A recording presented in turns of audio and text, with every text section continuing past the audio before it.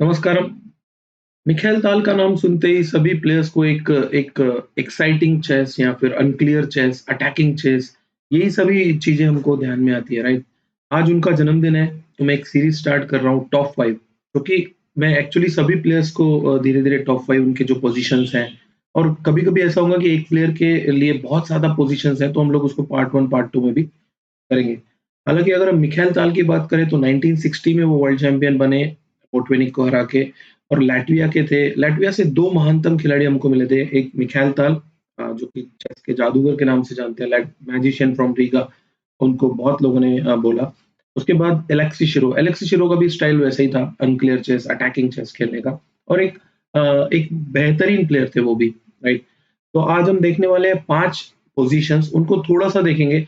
आपसे एक रिक्वेस्ट है कि यार इन पोज़ीशंस को ना इंजन के साथ मत चेक करना, क्योंकि ना फिर वो मज़ा नहीं आएगा उतना उसको। तो हम लोग उसकी जो ओरिजिनैलिटी है, उसका जो मिखाइल ताल का जो इमेजिनेशन है, उनको देखने वाले हैं इस पोज़ीशन में, राइट? तो डायरेक्टली हम स्टार्ट करने वाले हैं। उसके पहले मैं बोलना चाहूँगा कि मैंने एक सीरीज़ स्टार्ट की थी ट्रैप्स एंड ट्रिक्स नाम से।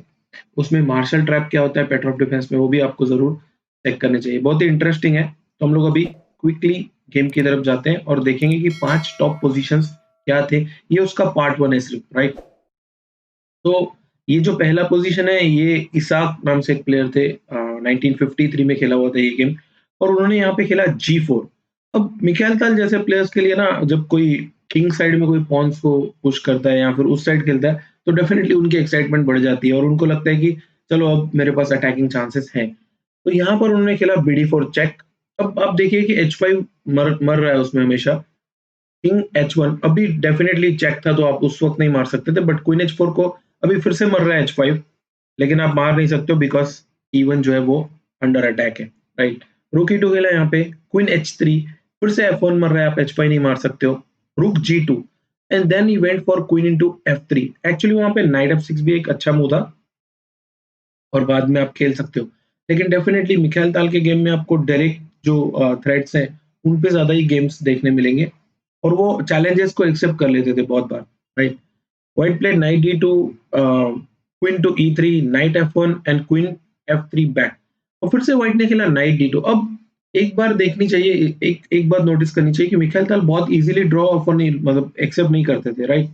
तो उनको पता था कि यहाँ पे अगर मैं और कुछ खेलूँगा, जैसे क्वीन E3 खेलूँगा, तो ऑब्वियसली ये रिपिटिशन होने वाला है, यहाँ पर पैच होने वाला है, तो वो ड्रॉ हो जाएँगी, right?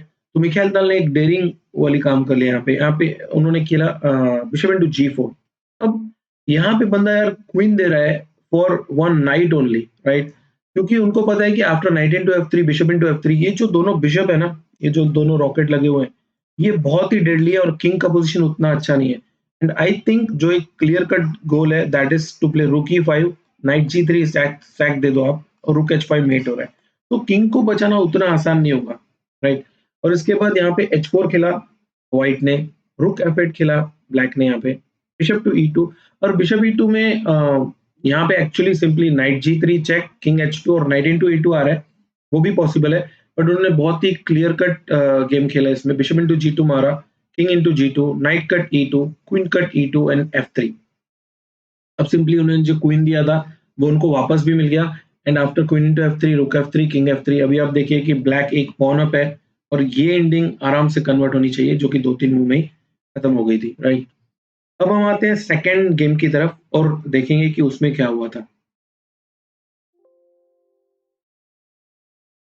Okay, so second position है ये, इसमें ब्लैक जो है वो मिखाइल ताल है, और व्लादिमीर सैगिन ये व्हाइट से खेल रहे हैं।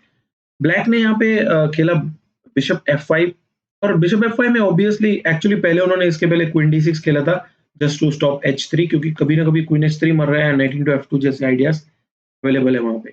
नाइट G5 खेला व्हाइट ने। अब यहाँ पे एक एक मूव का सिंपल थ्रेट है, आप इसको मार नहीं सकते हो, बिकॉज़ सिंपली यहाँ पे श और मात हो रहा है, राइट? तो चेक एंड मेट के इस थ्रेट के कारण वो आप खेल नहीं सकते हो। लेकिन जैसे ही नाइट G5 खेला, मिखाइल ताल ने यहाँ पे बहुत ही बढ़िया मूव खेला फिर से, and that is knight to E3। Because आप देखिए कि यहाँ पे अगर आप उसको मारते हो, पॉन इंटू, बिशप इंटू, तो अब D2 मर रहा है एक तो, और साथ ही साथ G5 पे भी थ्रेट है। ऑफ कोर्स आप पॉन से नहीं मार सकते हो, बट आप बिशप से मार सकते हो।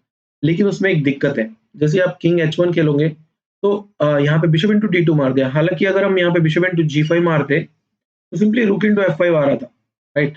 लेकिन जैसे ही उन्होंने किंग H1 खेला, इन्होंने बिशप इंटू D2 मार दिया बिकॉज़ क्वीन D2 को सिंपली रूक E2 आ रहा है और जैसे ही आप क्वीन C3 खेलोगे यहाँ पे, तो अब G5 को मारने की ज़रूरत ही नहीं है। पूरे गेम में उन्होंने ये बात बहुत ही अच्छी नोटिस किया। मुझे याद है मेरा एक गेम हुआ था अब्दुल रहमान हिशाम, इजिप्ट के एक ग्रैंड मास्टर हैं। उनको मैंने एक गेम हराया था, मुझे याद है दिल्ली में। उसमें मैंने ऐसे ही डिसीजन लिया था कि मुझे एक्चुअली यहाँ पे बिशप था मेरा, वहाँ पे मुझे रुक मिल रहा था B5 पे, बट मैंने बिशप इंटू बिशप मारा क्योंकि उसमें बिशप का रोल ज़्यादा इम्पोर्टेंट था। वैसा ही इस गेम में हो रहा है कि इसमें बिशप का इम्पोर्टेंस बहुत ज़्यादा है। तो मिकाइल दाल ने स्मूथली यहाँ पे रुक इंटू G2 मार दिया और फिर यहाँ पे उन्होंने रिज़ाइन कर दिया। अब क्यों रिज़ाइन किया यहाँ हम देखते हैं, बिकॉज़ अगर आप किंग इंटू G2 मारते हो, तो there is no need to take on G5। आप सिंपली पॉन पुश कर सकते हो, जिसमें मुझे लगता है रुक D1 खेलना पड़ेगा और बिशप G4 आके ये लॉस्ट ही है। मतलब व्हाइट जो है वो एक्सचेंज डाउन हो जाएगा उस पोज़ीशन में और आराम से ब्लैक जो है वो कन्वर्ट कर लेगा। तो एक्चुअली रुक इंटू G2 को ही व्लादिमीर ने यहाँ पे रिज़ाइन कर दिया था। इसके बाद नेक्स्ट गेम आते हैं हम। यहाँ पर आप देखिए, इसमें एक्चुअली व्हाइट जो है वो मिकाइल ताल थे, तो मैं शिफ्ट कर देता हूँ बोर्ड को।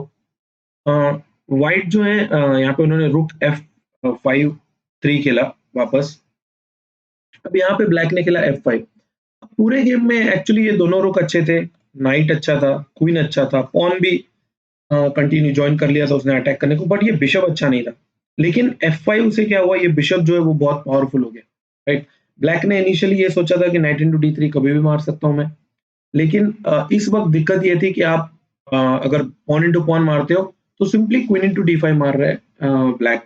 और यही जो चैलेंज था वो मिकाइल दाल ने एक्सेप्ट कर लिया, बिकॉज़ ये गेम मुझे लगता है बहुत ही ज़्यादा क्रिएटिव है और इमेजिनेशन उनका जो है, यार इतनी रिस्क तो कोई नहीं लेता है। मतलब आप 2-2 3-3 पीस डाउन हो और खेल रहे हो, तो बहुत ही बढ़िया खेला था उन्होंने ये गेम। पर्सनली मुझे बहुत पसंद आया था बिकॉज़ क्वीन इंटू D5 को पॉन इंटू पॉन मारा यहाँ पे, अभी आप नाइट इंटू D3 नहीं मार सकते हो। बिकॉज़ यहाँ पे G7 चेक आ रहा है और बाद में मेट ही हो रही है। किंग G8 यहाँ पे सिंपली आप मेट कर सकते हो। इसीलिए यहाँ पे रुक इंटू F3 मारा उन्होंने नाइट इंटू D3 की जगह। Then pawn push check. अब आप देखिए कि इस पोज़ीशन में आफ्टर किंग G8 व्हाइट जो है वो क्लियर कट 2 पीस डाउन है। मतलब ब्लैक के पास 2 माइनर पीस और 2 रुक हैं, व्हाइट के पास 1 माइनर पीस और 1 रुक है, तो 2 पीस डाउन है। यहाँ पर मिकाइल ताल ने और एक सैक्रिफाइस दे दिया and that is bishop into H7।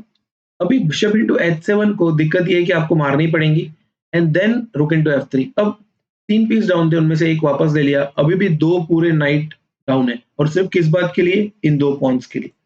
खासकर G7 पॉन के लिए ये बहुत ही इम्पोर्टेंट है। एंड एक्सपोज्ड किंग, ये मिखाइल ताल का एक बहुत ही यूनिक पैटर्न था। वो उन्होंने बरोबर नोटिस कर लिया था कि प्लेयर्स जो हैं, ह्यूमन प्लेयर्स जो हैं वो डिफेंस करने में उतना अच्छे नहीं होते। अगर आप इंजन के साथ खेलोगे ना ऐसा, तो आपको वो मतलब जल्दी उठा देगा, राइट? लेकिन ह्यूमन प्लेयर्स उतने स्ट्रॉन्ग नहीं होते हैं परफेक्शन के लिए।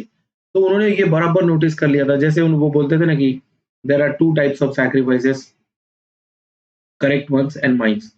राइट। तो डेफिनिटली उनके सैक्रिफाइसेस में एक अलग मैजिक था, अलग स्टाइल था उनका खेलने का। नाइट E4 खेला यहाँ पे ब्लैक ने, H5, knight to F6, queen check, king to G8, pawn push.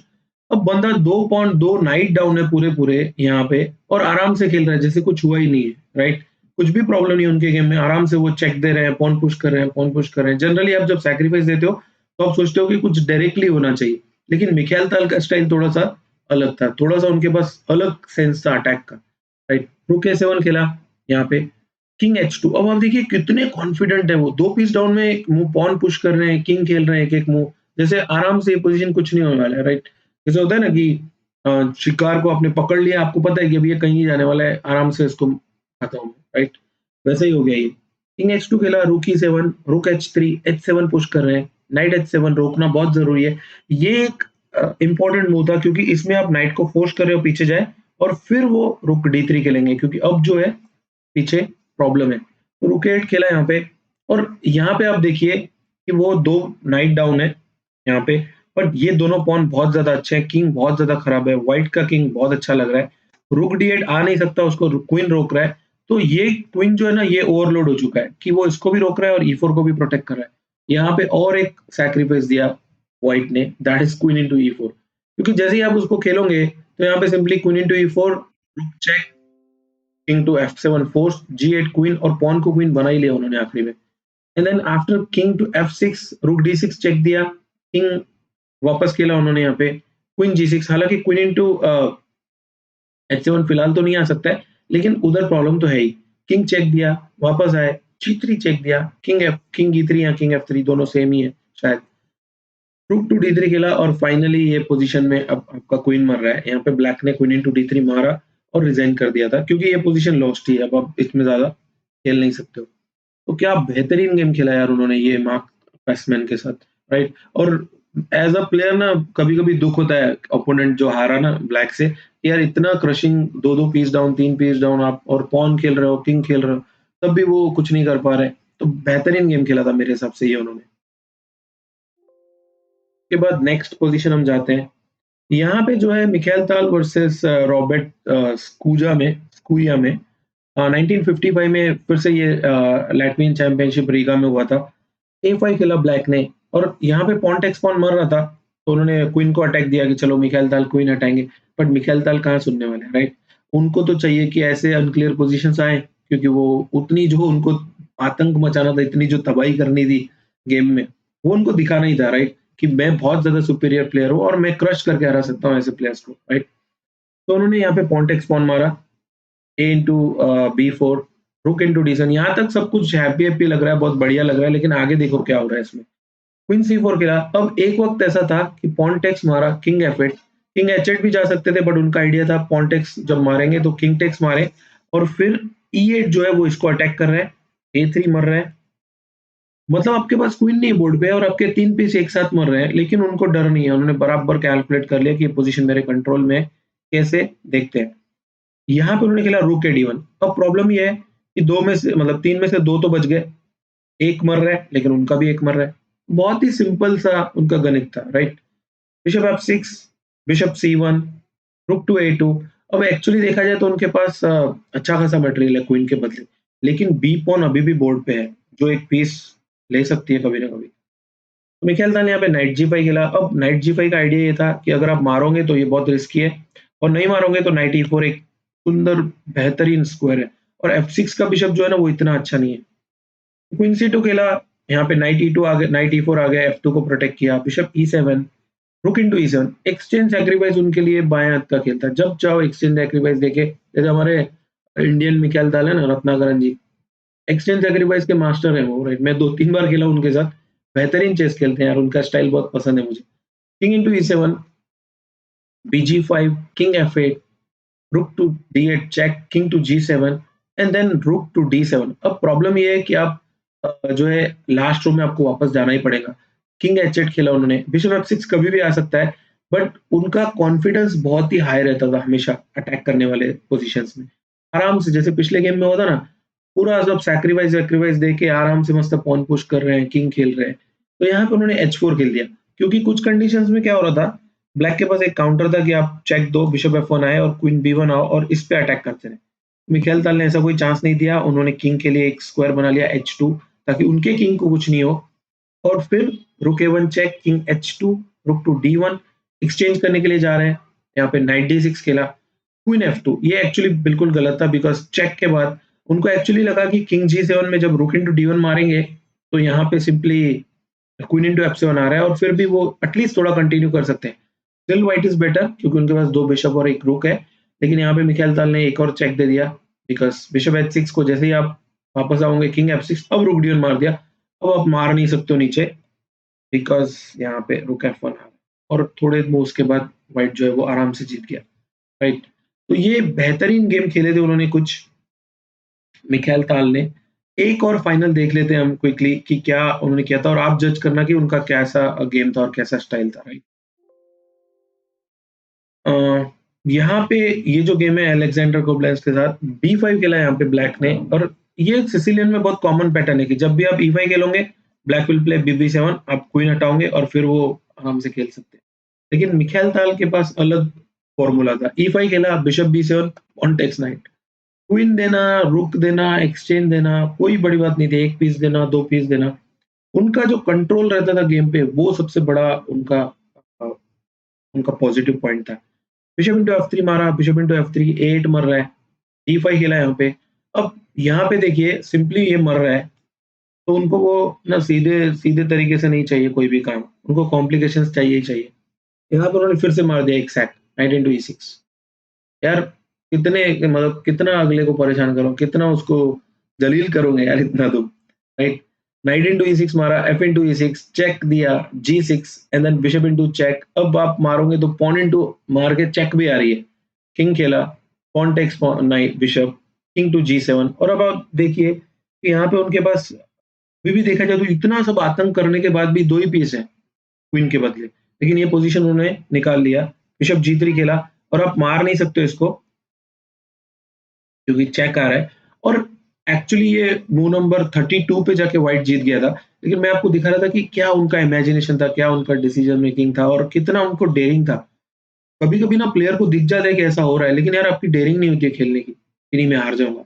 लेकिन मिखाइल ताल के साथ ऐसा नहीं होता था। वो बिंदास खेलते थे। तो आप कुछ ना कुछ तो उनसे सीख सकते ही हो। मुझे लगता है कि 5 तो हो गए हैं, ये एक बोनस है। आप देख सकते हो इसमें और आप थोड़ा जज करना कि इस गेम को आप लगा के भी थोड़ा देख सकते हो कि आगे क्या हो रहा था। मैं एक पोज़ीशन पे आके छोड़ दूँगा। B4 खेला, A5, नाइट मर रहा है, क्वीन C7 खेला, नाइट तो कोई बड़ी बात नहीं है यार, क्वीन को नहीं डर रहा है बंदा, नाइट को क्या डरेगा। क्वीन टू E6 मारा, पॉन टेक्स, नाइट D4। अब आप देखिए, ये पोज़ीशन में ब्लैक ने खेला rook G8, queen check, king to D8 and G3। आराम से एक पीस देके आराम से खेल रहे हैं। उनको पता है ये जो राजा है ना, उसकी परिस्थिति बड़ी विकट है, बड़ी कठिन है, राइट? तो इसलिए उनको यहाँ से जो है एक बहुत ही बेहतरीन गेम था। इसको मैं यहीं छोड़ रहा हूँ बिकॉज़ आप थोड़ा चेक करिए मिखाइल ताल वर्सेस केलर और चेक करिए कि उस गेम में क्या हुआ था। और बाकी वीडियोज़ भी चेक करिए जो मैंने मिखाइल ताल के डाल रखे हैं उसमें। तो और भी बहुत सारे लोग मिखाइल ताल को कवर करते हैं, डेफ़िनिटली उनके भी वीडियोज़ आप देख सकते हो।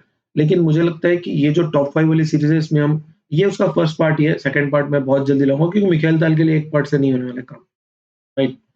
तो बहुत जल्दी मिलेंगे और मैंने जो बाकी सीरीज़ स्टार्ट की है अ, उसको भी आप देखिए, कोशिश करिए कि उनको हम आराम से एक-एक इसको वीडियो को आराम से समझ के देखें। एक मेरा सागर के साथ गेम होता है, सागर शाह के साथ, वो वीडियो मैंने कल ही अपलोड किया था। वो आप भी चेक कर लेना, बहुत बढ़िया गेम होता है कारोकान पे।